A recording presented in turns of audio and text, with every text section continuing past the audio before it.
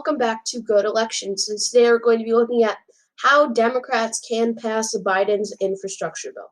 So I have filled in the people who we absolutely know are staying along party lines. You see we have 45 Democrats who are staying along party lines and 37 Republicans who are staying along party lines, which means we have 18 senators who we do not know if they will stay on party lines, or we know that they will be crossing party lines.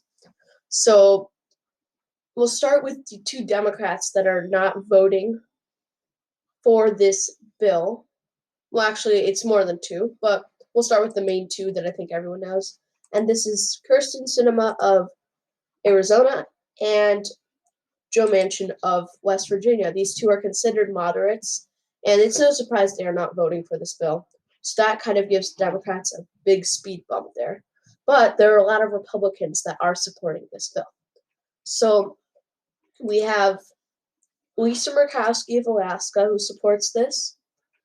Mitt Romney of Utah, who supports this.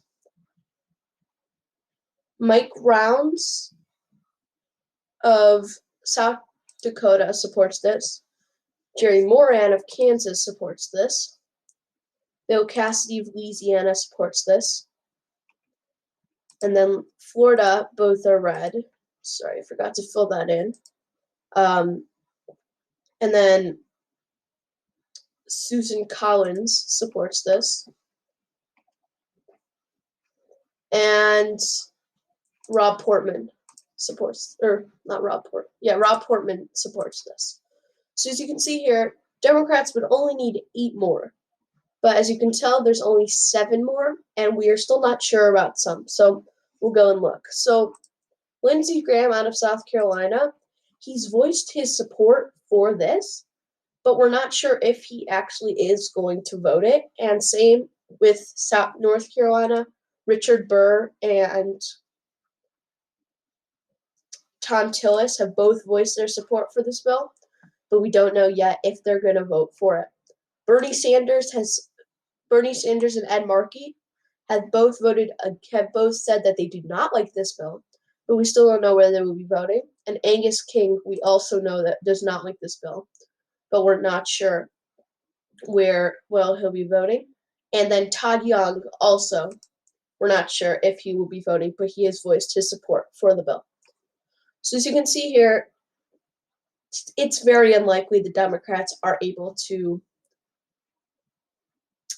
pass this infrastructure bill. They would have to get all of these and maybe try to talk to Joe Manchin or Kyrsten Sinema and try to get them to vote, or another Republican.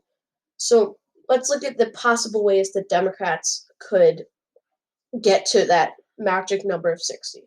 So as I said, they get all these. They get all the not sures here.